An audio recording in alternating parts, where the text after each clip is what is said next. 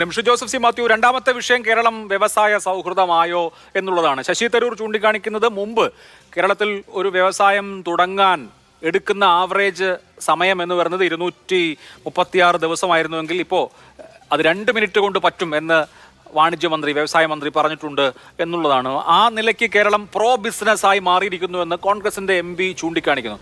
Business എന്ന് പറയുന്നത് വളരെ പ്രധാനമാണല്ലോ. അപ്പോൾ കേരളത്തെ സംബന്ധിച്ച് പരമ്പരാഗതമായിട്ടുള്ള ഒരു കാഴ്ചപ്പാട് അല്ലെങ്കിൽ കേരളത്തെക്കുറിച്ചുള്ള ഒരു ചിത്രം എന്ന് പറയുന്നത് ഇത് വ്യവസായ സൗഹൃദമായ ഒരിടമല്ല എന്നുള്ളതാണ്. അതിന് പല ഘടകങ്ങളുണ്ട്, ഇടതുപക്ഷ ശാഠ്യങ്ങൾ എന്നൊക്കെ വിശേഷിപ്പിക്കാൻ കഴിയുന്ന പല കാര്യങ്ങളും. അപ്പോൾ അതൊക്കെ മാറി കേരളം പ്രോ ബിസിനസ് ആവുകയാണ്. ബിസിനസ്സിന് കൺഡ്യൂസീവ് ആയിട്ടുള്ള ഒരു അറ്റ്മോസ്ഫിയർ കേരളത്തിൽ ഉണ്ടായിട്ടുണ്ട്. അത് ഈ ഗവൺമെന്റിന്റെ ഒരു പ്രധാനപ്പെട്ട നേട്ടമാണ് എന്നുള്ള നിലയിൽ താങ്കൾ അതിനെ കാണാൻ തയ്യാറുണ്ടോ?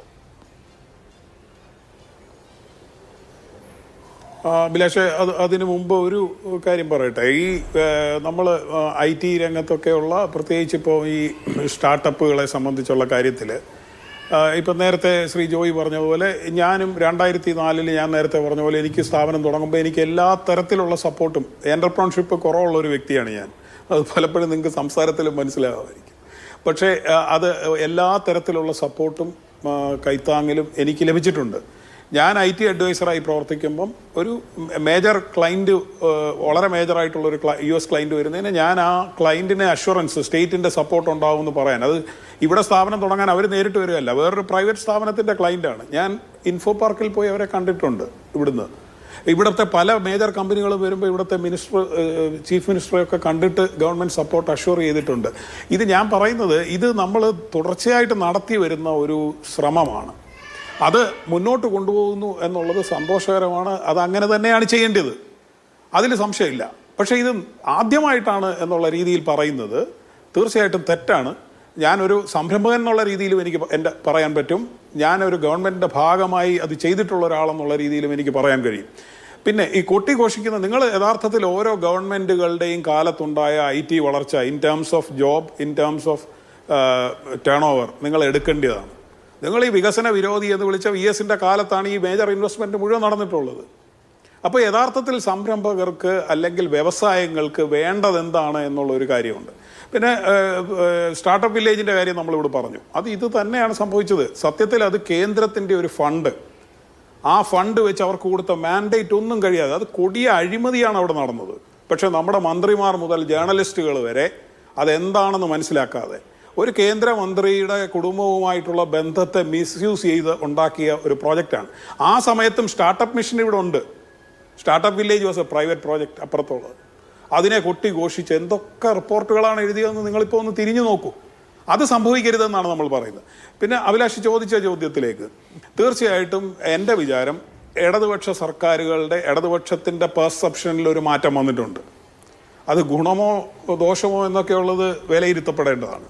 പക്ഷേ VS സർക്കാരിൻ്റെയൊക്കെ സമയത്ത് നമ്മൾ പറഞ്ഞിരുന്നത് വ്യവസായ സൗഹൃദമാകുക എന്നുള്ളതാണ് നമ്മുടെ ലക്ഷ്യം, അല്ലാതെ നിക്ഷേപ സൗഹൃദമാകുക എന്നുള്ളതല്ല എന്നാണ്. അതായത് ഇൻവെസ്റ്റർ സമം ഇൻഡസ്ട്രി എന്നുള്ളത് LDF ഒരിക്കലും അംഗീകരിച്ചിരുന്നില്ല. പക്ഷേ ഇപ്പോൾ ഇൻവെസ്റ്റർ ഫ്രണ്ട്ലിനെസ് ആണ് മുഖമുദ്ര എന്നുള്ളത് പരസ്യമായി തന്നെ അംഗീകരിക്കുകയും അവർ ദാനം നൽകുന്നതാണ് തൊഴിൽ എന്നുള്ള ഒരു നിർവചനത്തിലേക്ക് പോവുകയും ചെയ്തിരിക്കുന്നു. അത് ഗുണമോ ദോഷമോ എന്നൊക്കെ ഉള്ളത് ബാക്കി നിർവചിക്കപ്പെട്ടത് ഓരോരുത്തരുടെ പൊളിറ്റിക്കൽ പെർസ്പെക്റ്റീവ് അനുസരിച്ചാണ് ഇരിക്കുന്നത്. പക്ഷേ അതിൻ്റെ ഫലമായി കേരളത്തിൽ വലിയ കുതിച്ചുചാട്ടം ഉണ്ടായോ എന്നുള്ളത് സ്റ്റാറ്റിസ്റ്റിക്സ് ആണ്, യഥാർത്ഥ റിസൾട്ടാണ്, അത് പരിശോധിക്കേണ്ടതാണ്.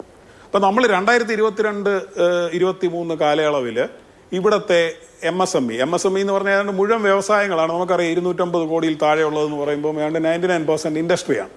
ഇതിൽ വലിയ കുതിച്ചുചാട്ടം ഉണ്ടായി എന്നാണ് കണക്കുകൾ പറയുന്നത്. അതിൻ്റെ കാരണം എന്ന് പറയുന്നത് 2021 ജൂലൈയിൽ കേന്ദ്ര സർക്കാർ ഒരു അമെൻമെൻറ്റ് വരുത്തി, കച്ചവട സ്ഥാപനങ്ങളെയും കൂടി MSMEയുടെ പരിധിയിൽപ്പെടുത്താം. അപ്പോൾ അത് മിക്ക സംസ്ഥാനങ്ങളും അത് ഉപയോഗിച്ച് വലിയ പെരുപ്പ് അതിലുണ്ടായി. അതുകൊണ്ടാണ് GDPയുടെ കോൺട്രിബ്യൂഷനിൽ വർധനവുണ്ടാകാതെ, GSTയിൽ വർധനവുണ്ടാകാതെ, കണക്കുകളിൽ വർധനവുണ്ടായത്. അപ്പോൾ അതിനെ എങ്ങനെ എൻഹാൻസ് ചെയ്യാമെന്ന് നോക്കുമ്പോൾ നമ്മളൊരു 1500 ഇൻറ്റേൺസിനെ എടുക്കുന്നു KSIDCയിൽ. എന്നിട്ട് അവർ ചെയ്യാതിരിക്കുന്ന കടകളെ കൂടി ഇതിൻ്റെ അകത്തേക്ക് എൻ്റർ ചെയ്യുന്നു. 48,465 ട്രേഡിംഗ് എന്ന് നമ്മൾ പറയുന്നു. ടെക്സ്റ്റൈൽ ഏതാണ്ട് വലിയൊരു 14,000 ചില്ലുവാനും. എവിടെ അതായത് വസ്ത്ര വിൽപ്പനശാലകളെ വസ്ത്ര നിർമ്മാണശാലകൾ എന്നുള്ള രീതിയിൽ അവതരിപ്പിച്ചാൽ കേരളത്തിന് മെച്ചമുണ്ടാവുമോ? നിങ്ങൾ പൊതുമേഖലാ സ്ഥാപനങ്ങളിലുള്ള ഈ സ്പിന്നിങ് മിൽസിൻ്റെ എല്ലാം കണക്കെടുത്ത് നോക്കൂ. ഇപ്പോൾ നിയമസഭയിൽ വന്നിരിക്കുന്നതിൽ നമ്മുടെ നഷ്ടത്തിൻ്റെ കണക്കും നോക്കൂ. അപ്പോൾ ഞാൻ പറയുന്നത്, നിങ്ങൾ കണക്കുകൾ വെച്ചിട്ട് വലിയൊരു, അതായത് നമുക്കാർക്കും അനുഭവവേദ്യമല്ലാത്ത നമ്മുടെ അൺഎംപ്ലോയ്മെൻറ്റ് ഇൻഡെക്സ് നോക്കിക്കഴിഞ്ഞാൽ നമ്മൾ താഴോട്ട് പോവാണ്. ഇടതുപക്ഷ ഘടകകക്ഷികൾ തന്നെ പറയുന്നു, എല്ലായിടത്തും പറയുന്നു, നമുക്ക് സാമ്പത്തികമായിട്ടുള്ള പരാധീനം നമുക്കറിയാം. ഇതിനെല്ലാം അപ്പുറത്ത് നിങ്ങൾക്കാർക്കും മനസ്സിലാകാത്ത, നിങ്ങൾക്കാർക്കും അനുഭവവേദ്യമല്ലാത്ത വലിയ ഒരു സ്വർഗം ഇവിടെ നിർമ്മിക്കപ്പെട്ടുകൊണ്ടിരിക്കുന്നു എന്ന് നമ്മളോട് പറഞ്ഞാൽ നമ്മൾ എന്ത് ചെയ്യും? ഈസ് ഓഫ് ഡൂയിങ് ബിസിനസിൻ്റെ കാര്യത്തിൽ പക്ഷേ അങ്ങനെയല്ല. തീർച്ചയായിട്ടും അതൊരു പാരാമീറ്ററാണ്. അതെടുത്ത് കളഞ്ഞു എന്നുള്ളത് ശരിയാണ്. BRAP ഉണ്ട് ഇപ്പോൾ. അതനുസരിച്ച് നോക്കുമ്പോൾ അതിൻ്റെ റാങ്കിങ്സിൽ കേരളം മുന്നോട്ട് വന്നിട്ടുണ്ട്. അതിന് വേണ്ടുന്നത് സർക്കാർ ചെയ്തിട്ടുണ്ട്. നിങ്ങൾ നോക്കിയാൽ 18 or 20 ഗവൺമെൻറ് ഉത്തരവ് ഒറ്റയടിക്ക് അമെൻഡ് ചെയ്തു. അതിൻ്റെ ഉദ്ദേശലക്ഷ്യം പറയുന്നത് എന്താണ്? വ്യവസായികൾക്ക് സൗകര്യം ഒരുക്കാൻ എന്നല്ല, is of doing business ranking മെച്ചപ്പെടുത്താൻ എന്ന് പറഞ്ഞുകൊണ്ടാണ് ഗവൺമെൻറ് അത് ചെയ്തത്. വളരെ ട്രാൻസ്പെറൻ്റ് ആയിരുന്നു ആ കാര്യത്തിൽ. അപ്പോൾ ഇവരേതായാലും ഇങ്ങനെ ഒരു പാരാമീറ്റർ കൊണ്ടുവരുന്നുണ്ട്, അതിൽ മുന്നോട്ടേക്ക് കയറാൻ ഇങ്ങനെ ചെയ്യുന്നു എന്ന് പറയുക. ഇപ്പോൾ right to service act implement ചെയ്യപ്പെട്ടിട്ടുണ്ട്. പക്ഷേ ഒരു പൗരൻ ഓഫീസിൽ ചെല്ലുമ്പോൾ അതനുസരിച്ച് അവൻ്റെ സർവീസ് ആ സമയത്തിനുള്ളിൽ ലഭിക്കുന്നുണ്ടോ ഇല്ലയോ എന്ന് പരിശോധിക്കേണ്ടത്. അങ്ങനെയാണ് റാങ്കിങ് കൊടുക്കുന്നത്. ആരാണ് റാങ്ക് ചെയ്യുന്നത്? കേന്ദ്ര സർക്കാർ ഒരു ഏജൻസി ഏൽപ്പിക്കുന്നു. ആ ഏജൻസിക്ക് ഇവിടുന്ന് അനുഭവ സാക്ഷ്യങ്ങൾ എത്തിച്ചു കൊടുക്കുന്നു. അവിടെ റാങ്കിങ് കറക്റ്റായിട്ട് വരുന്നു. ആയിക്കോട്ടെ, ആ റാങ്കിങ് മെച്ചപ്പെട്ട് തന്നെ ഇരിക്കട്ടെ, അതിലെനിക്ക് സന്തോഷമുള്ളൂ, അങ്ങനെ ഇരുന്നോട്ടെ. പക്ഷേ അത് ഇടതുപക്ഷ സർക്കാരിൻ്റെ പൊളിറ്റിക്കൽ പെർസ്പെക്റ്റീവിൽ അത് ലിബറലൈസേഷൻ ഏതളവ് വരെ ഭംഗിയായി നടത്തി എന്നുള്ളതിൻ്റെ അളവ് പോലെയാണ് ഈസ് ഓഫ് ഡൂയിങ് ബിസിനസ് എന്നുള്ളത്. തർക്കമില്ല. അതും പോട്ടെ, അത് ആ പൊളിറ്റിക്സ് വേണ്ടെന്ന് വെച്ചാൽ ഒരു കുഴപ്പമില്ല, അത് നല്ല കാര്യം. പക്ഷേ അതുകൊണ്ട് ഇത്രയധികം വ്യവസായ സംരംഭങ്ങൾ ഇവിടെ വന്നു എന്ന് പറയുകയാണെങ്കിൽ അത് വസ്തുതാവിരുദ്ധമാണ്. K-SWIFTൻ്റെ കാര്യം ഇവിടെ പറഞ്ഞല്ലോ. K-SWIFTൽ 2022 മുതൽ 2025 ഫെബ്രുവരി വരെ 64,528 പേരെ രജിസ്റ്റർ ചെയ്തിട്ടുള്ളൂ.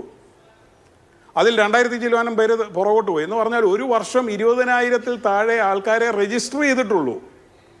ഉദ്യം പോർട്ടലിൽ 64,000 പേരെ രജിസ്റ്റർ ചെയ്തിട്ടുള്ളൂ. പക്ഷേ ഈ കണക്കുകളിൽ വലിയ 3 ലക്ഷത്തിൻ്റെ കണക്കുകൾ കാണുന്നു. അതിൻ്റെ കാരണം എന്താണ്? അപ്പോൾ എവിടുത്തെ കണക്കാണ്, ഏത് കണക്കാണ് നമ്മൾ വിശ്വസിക്കേണ്ടത്?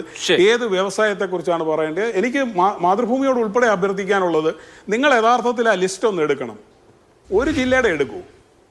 എന്നിട്ട് നിങ്ങളതിൽ ഏതൊക്കെയാണ് യഥാർത്ഥത്തിൽ ഒരു ഇൻഡസ്ട്രി എന്ന് നമ്മൾ പറയാവുന്ന, തൊഴിൽ ജനറേറ്റ് ചെയ്യുന്ന, ഇവിടുത്തെ എക്കണോമിക് ഗ്രോത്ത് സ്പെർ ചെയ്യുന്ന കച്ചവട സ്ഥാപനങ്ങളല്ലാത്ത. കച്ചവട സ്ഥാപനം മോശമെന്ന് ഞാൻ പറയല്ല, അതിൻ്റെ കണക്കല്ലല്ലോ നമ്മൾ ഈ എടുക്കുന്നത്. ഇവിടെ ഇല്ലാതിരുന്ന നേരത്തെ പ്രവർത്തിച്ചുകൊണ്ടിരുന്ന കച്ചവട സ്ഥാപനങ്ങളെല്ലാം കൂടി ഒരു സൈറ്റിലേക്ക് രജിസ്റ്റർ ചെയ്യുന്നതുകൊണ്ട് നാടിന് വളർച്ച ഉണ്ടാവുന്നില്ലല്ലോ. കണക്കുകളിൽ നമുക്ക് കൊട്ടിഘോഷിക്കാം. അപ്പൊ ഇത് വസ്തുത പറയാതെ ഇവിടെ അതാണ് ഞാൻ നേരത്തെ പറഞ്ഞത്, നമ്മുടെ ഒന്നും ജീവിതത്തിൽ അനുഭവവേദ്യമല്ലാത്ത, തൊഴിലിന്റെ കാര്യത്തിൽ, സാമ്പത്തിക വളർച്ചയുടെ കാര്യത്തിൽ അല്ലാത്ത ഒരു കണക്ക് പറയുമ്പോൾ ഇത് എവിടെ നിന്ന് എന്ന് സാധാരണക്കാരൻ ചോദിക്കില്ലേ? ആശാവർക്കർ ചോദിക്കില്ലേ? മറിയക്കുട്ടി ചോദിക്കില്ലേ? ആ ചോദ്യത്തിന് മറുപടി പറയണ്ടേ? ശരി.